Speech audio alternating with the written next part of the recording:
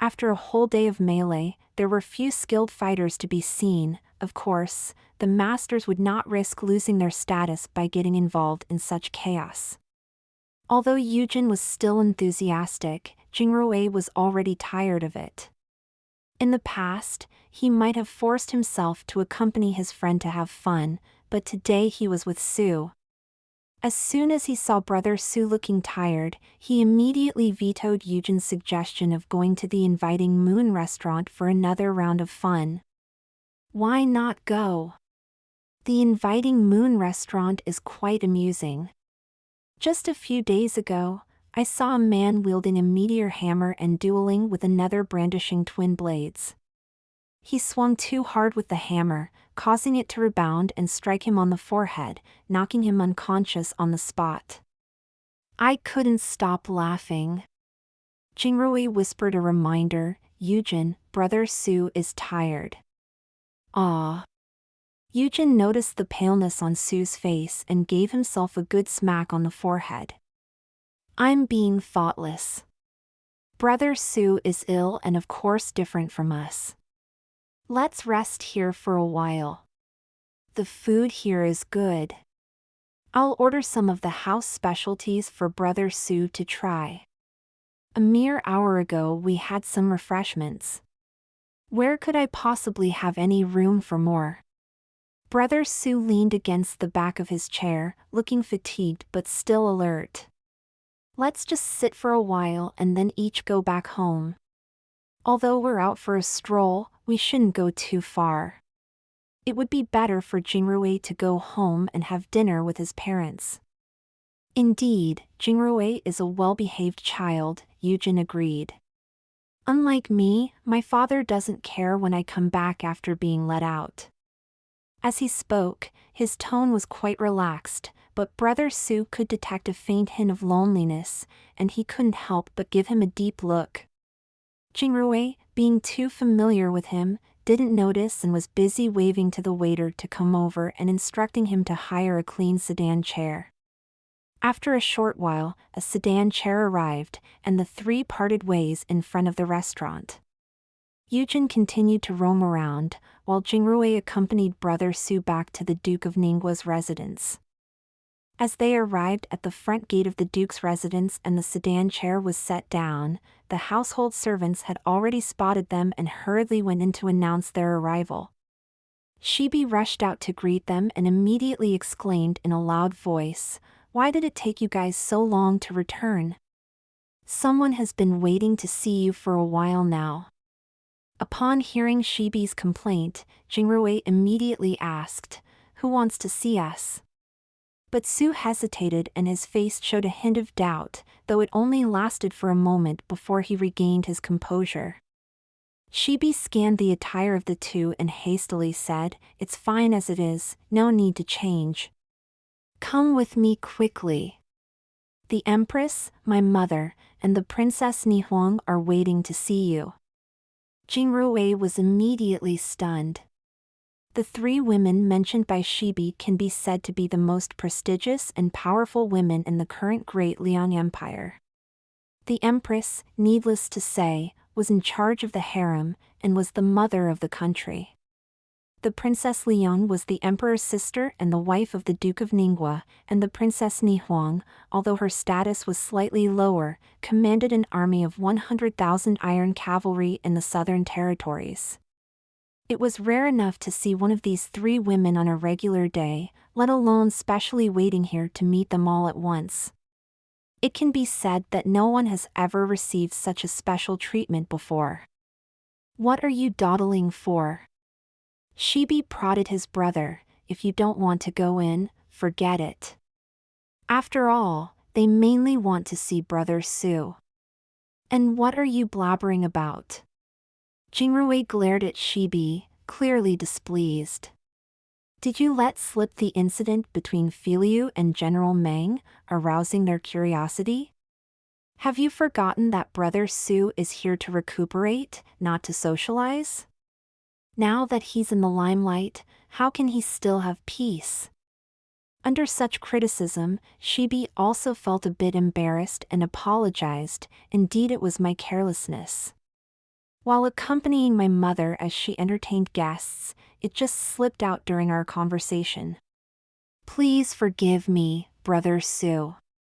Where is the harm? Su said lightly. I should be the one grateful for young master's introduction to these esteemed figures. Who knows, perhaps when we meet with Her Majesty later, she may even reward me with some treasures on behalf of His Highness Prince Yu. Upon hearing Su's words, Shibi was taken aback. He looked up and saw a faint smile on Su's lips, but there was no trace of amusement in his eyes. He knew that his little scheme had been seen through by this highly intelligent leader of the Jiangzhou alliance. Feeling embarrassed, he quickly racked his brain for an explanation. Due to his special status, Jingrui was considered half a figure in the martial world.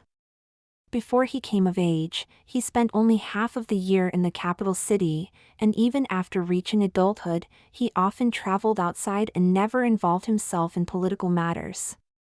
However, despite this, he still carried the identity of a duke's son, and was aware of the current political situation. Upon hearing Su's words and seeing Shibi's expression, he quickly understood the underlying reasons and became enraged. He stepped forward and stood in front of Su, loudly proclaiming to Shibi, "Go and report to the Queen Mother and my mother that Brother Su is feeling unwell and cannot come to pay his respects." "What are you doing, my big brother?" Shibi anxiously tried to push him away. "Don't cause any more trouble. Is the audience hall waiting for ordinary people? Is it a place where you can choose to see or not to see?" Jingrui gritted his teeth, flipped his left palm and grabbed Shibi's arm. With a slight exertion of force, he held him in place and looked into his eyes, his tone very serious. "I think Mother and Princess Nihuang are just curious. The one who really wants to see Brother Su is the Queen Mother, isn't it?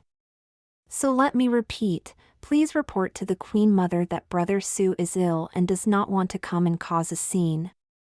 Please ask her for her understanding." Struggling with all his might, Shibi found himself unable to break free from Jingrui's grip, and his face grew red with a mix of shame and frustration. Although he addressed Jingrui as Big Brother in their daily interactions and harbored a genuine brotherly affection towards him, he never truly regarded Jingrui as an elder brother worthy of respect and deference. Meanwhile, Jingrui was naturally gentle and humble, and always displayed great forbearance towards his siblings, never assuming the demeanor of a higher status elder brother. Even when subjected to occasional teasing, he never took it to heart.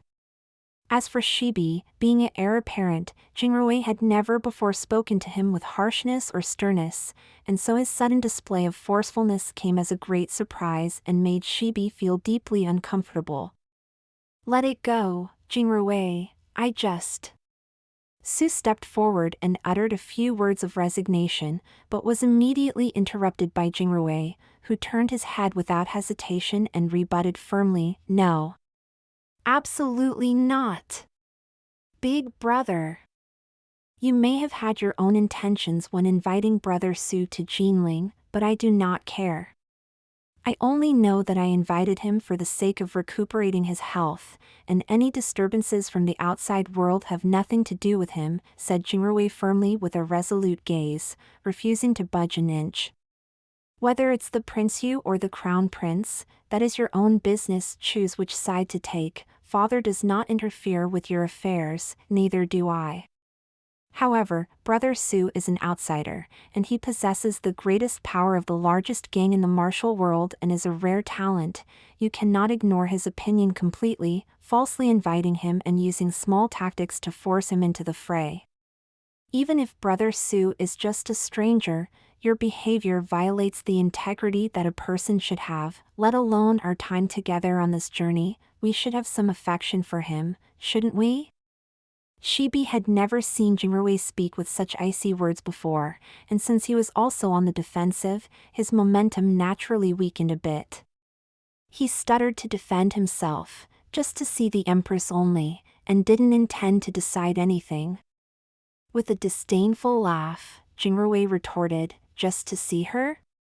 If it were not for Brother Su's extensive knowledge and his position as the leader of the Jiangsu Alliance, why would the Empress bother to see him for no reason?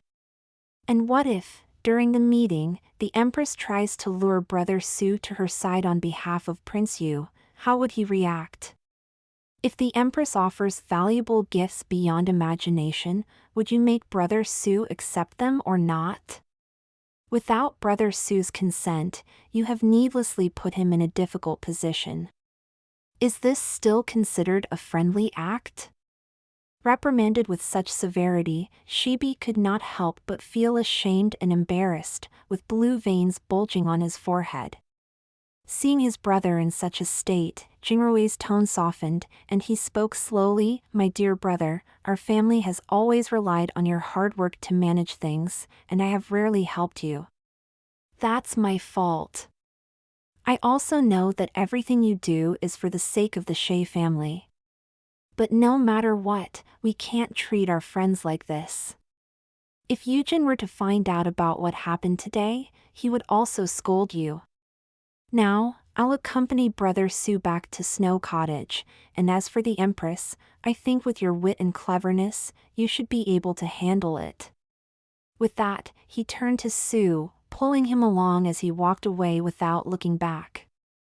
After standing still for a while, Shibi let out a deep sigh and ultimately didn't have the courage to chase after them anymore.